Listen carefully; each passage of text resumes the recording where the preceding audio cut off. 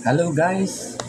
Tayo po ay mag-aaral ng ipapakita ko sa inyo ng mga resistor na ating mga tatapikin ngayon sa video natin. Itatopic natin to fixed at saka wire wound resistor at saka variable resistor. Unang tatopic natin itong ceramic. Ito yung ceramic resistor na ito gamit sa ampli sa pagitan ng emitter at saka output terminal ng amplifier papuntang speaker. So, ito ang kanyang value ay 0.25 ohms. So, anong ibig sabihin ng J? 5% yan. Ganon din ito. 150 ohms. So, J rin siya, 5%. Ito naman ay 0.25 ohms. Letter J din. Ito yung carbon resistor. Ano yung kulay na yan? Nasa dulo. Itong nasa dulo na to. Silver. Okay, umpisa natin sa umpisa. Brown, gray, brown, silver. So, silver is 20% ang kanyang tolerance. While dito sa isang resistor ay carbon din siya. Pero, ang ginamit na tolerance ay 5% gold. Ayan, gold. Orange, white, black, gold. Ito ay parehas na 1/2.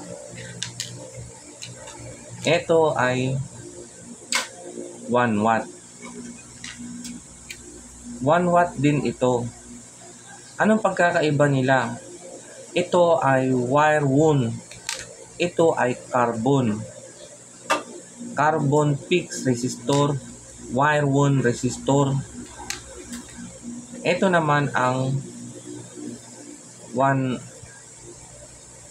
watts, 1/2 watts, 1 watt, 5 watts. Ito, variable resistor, dual.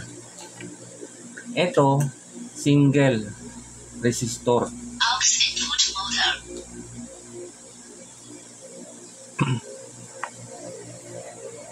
Makikita sa likod ang value 100K. Makikita rin dito sa likod 503. So 50K. Yan, medyo malabo guys. Baba natin. Ayan. 503.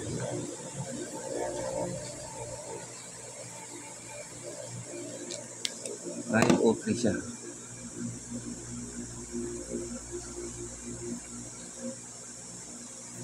Ayan, 503. Malinis. Malinaw.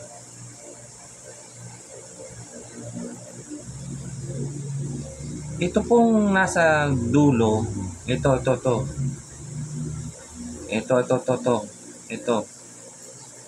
Yun ang center top. Center top po yan. Center top, ayan o. Susundan nyo lang po yan. Nandito sa gitna. So, pag pinihit mo yan, ay makakaramdam ka ng parang bako-bako. Ang tawag namin dito ay logarithmic nung araw. Nung hindi ko pa nasusubukan yung mga maliliit na baklasin, parang may groove lang siya. Ayan.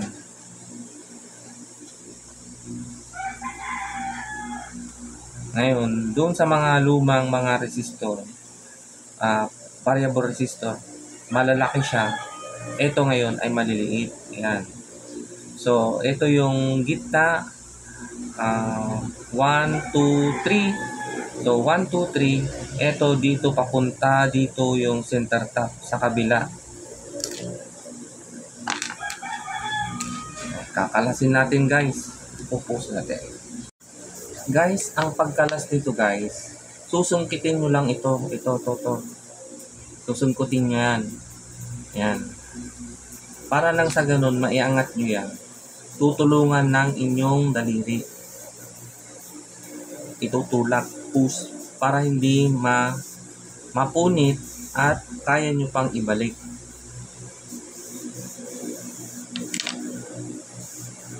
Ayan guys, oh.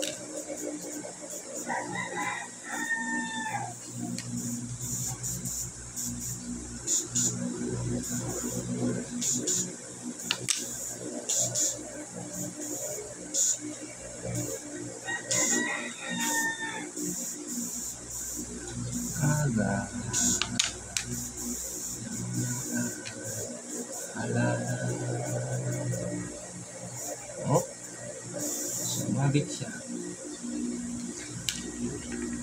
Okay, yan guys, oh. Kikita nyo yan guys, yung nasa gitna ay center tap. So, ang bilang 1, 2, 3. So, ito yung gitna. So, kabilang dulo din. Pag pinihit mo, dito, mayroon siyang center tapping para sa loudness control sa amplifier to. Yung loudness control na yan ang nagbibigay ng kaunting boost para lumabas ang bass, treble, and mid-range. Doon sa ano na to, mayroong naka-tap dito na capacitor papuntang switch. So, later on, i-explain ko ito sa inyo.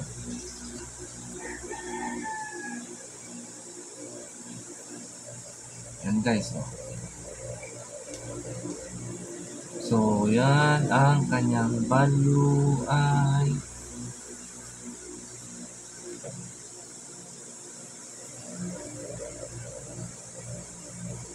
503.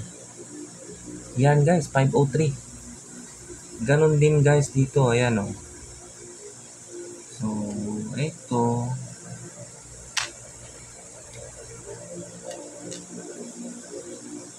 Ang principle kasi ng bakit variable? Kasi ito nakagabit sa ground. Pag pinihit mo yung dito sa side nito, lalakas siya.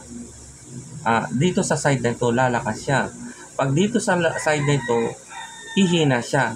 Kasi andon yung source.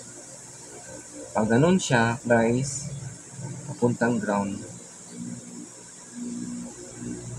Ito po yan, guys. Pag pinihit mo,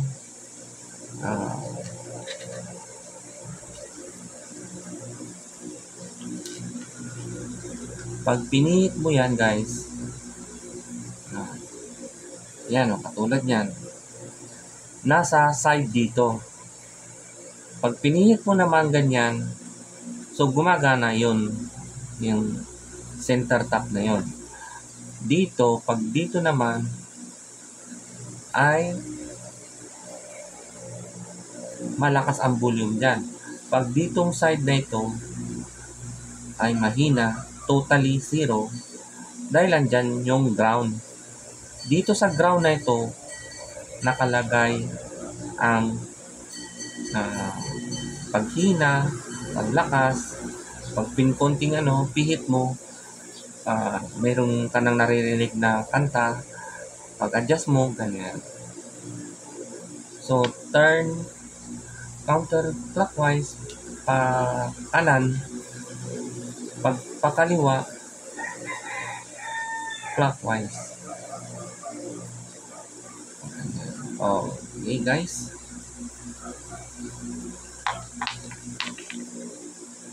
Topic na natin ang dual.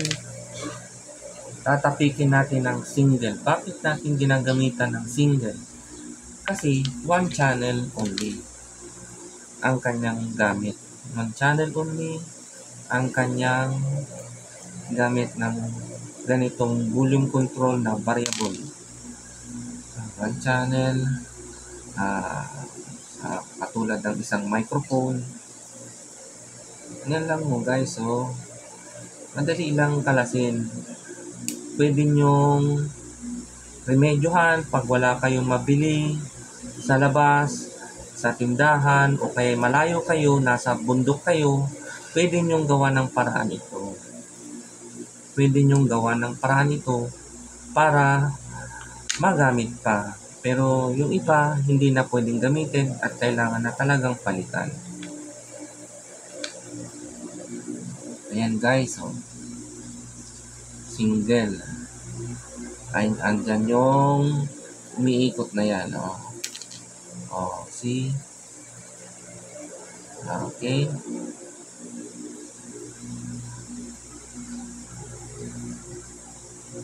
Walang center tapping ito guys. Walang nandirito sa ibabaw. Kaya ito ay ordinary volume control, ordinary balance. Ang balance kasi dito ang ground sa gitna. Dito ang nakalagay ang ground. Dito isang channel in, left channel, right channel. Pagka nakaganyan, makikita nyo yung gitna na yan, nakabalance siya. Pero pag nakaganito, hindi siya balance. Medyo mahina yung isa, medyo malakas yung isa. Pag ganito, malakas ditong side. Pag nakaganyan, malakas tong dito. Dito naman ay mahina. Bakit? Kasi doon, yun ang dahilan doon, yung ground. Pumunta siya sa malapit sa source, kaya hihina ang sound. Yun ang gamit ng balance control. Ito yung volume, ito yung balance control.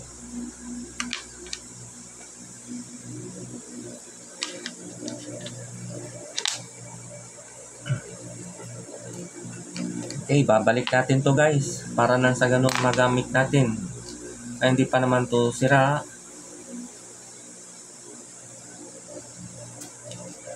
Ganyan lang, simple lang ang pagbalik.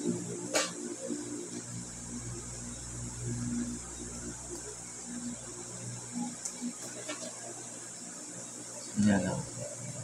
Tapos ibabalik mo ulit ito. Padapa ng ganon.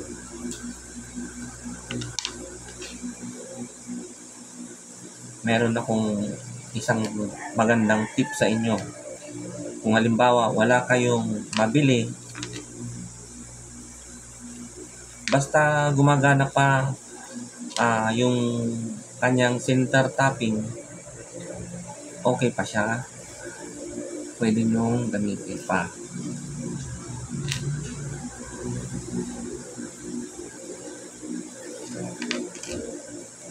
Ito guys, pwede nyong i-adjust ito. Halimbawa, napudpud na dito. Ito, pudpud na sa gilid. Pwede nyong iurong, dahan-dahanin nyo to. Ibubuka nyo yan. Pabuka. Kasi tinan nyo guys, angat nyo ng ganyan. Ipupus nyo ito.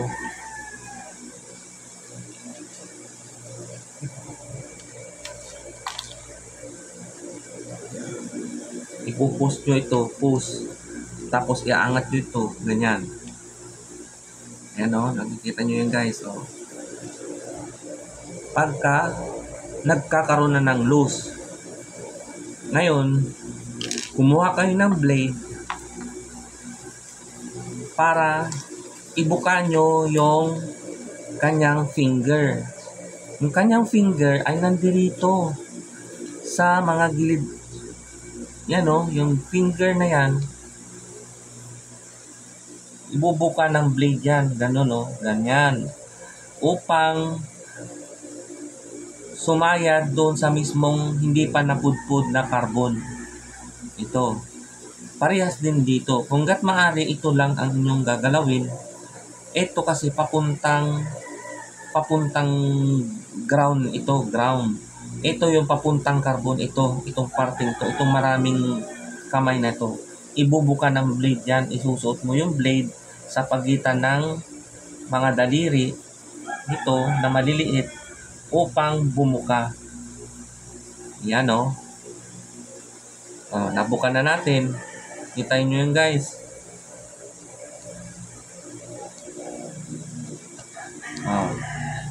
Yan, bumuka na yan. Magsisilbing lalapat dito. Ayan o, katulad nyan. Medyo napudpud na. Dito nyo padadaanin, pipinahin nyo ito, pinang-pina. Yung gilid ng carbon na yan. Pipinahin nyo hanggat gumagana pa yun nandun sa center top. Gamitin nyo o kaya dito, pipinahan nyo ito para kayo nagda-drive ng sasakyan, pinang-pina. Lalagpasan nyo yung mga dating bakas. Dadaan nyo doon sa gilid para maximize nyo, magamit nyo ang kanyang resistance control. Yung resistance dito, nandirito. Ito kasi parang ground lang ito. Gumaganalgal ang volume eh. So, lilinisan nyo lang ito, gaganunin nyo lang. Ganyan, pag gumaganalgal. Pag ito naman, naputol o kaya wala na, simply, hihinangan nyo ito. Lilinisin nyo ito, kakaskasin nyo ng blade, kaskasin nyo ng blade yan, kaskasin nyo ng blade, kaskasin nyo ng blade. Pipinahan nyo rin yan. Lalagyan nyo ng lead na nakausli, parang patusok. Tapos pipisilin nyo ng maliit na long nose o kaya yung nakabaluktot na long nose. Nakaganyan siya o nakaganyan. Nakaganyan siya na long nose, nakabaluktot siya. May nabibili, maliliit lang na long nose na nakabaluktot siya. Halimbawa, ito, hininang mo ito. Practice lang, kailangan mo dito. Hinangin mo, tapos pisilin mo dito. Patapat ng carbon. Ngayon, madudugtong mo na siya. Ganon din dito. Hinangin mo ito. Dito sa may terminal na ito. Ipasobra mo ng konti na parang lumagpas. Tapos yun ang pipisilin mo papunta dyan sa baba ng carbon. Ganon din dito sa may ground. Ito kasing parting to, carbon din ito. Ngayon, pag naputol yan, pwede mong gawa ng paraan. Kuha ka ng tester, yun palagi ang pagbabasihan mo.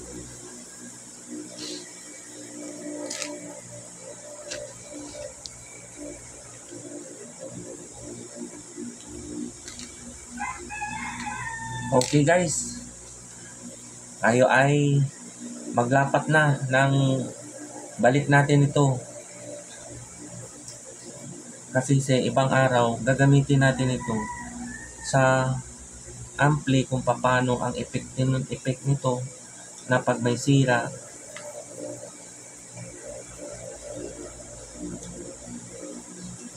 Ang sira usually ng ganito na ay madumi. Ubos na, pudpud na yung carbon.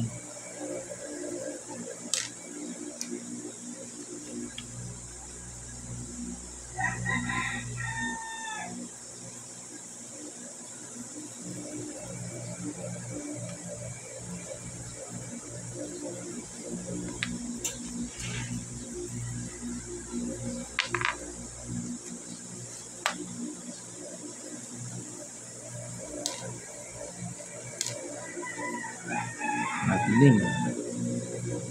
Brown, black, orange, tapos gold.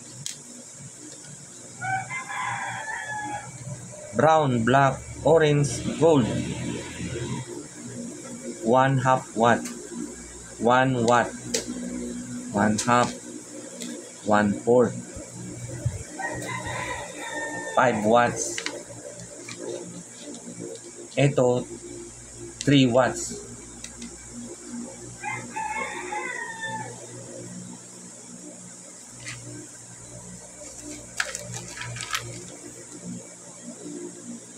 Oh, ito ay fusible resistor.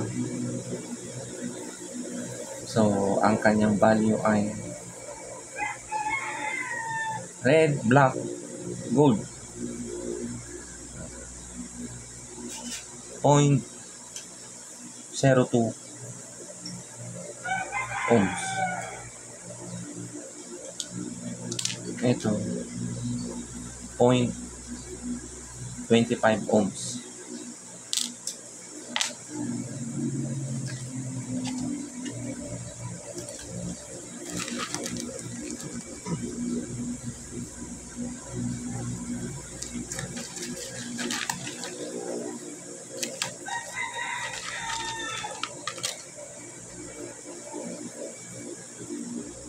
Okay guys.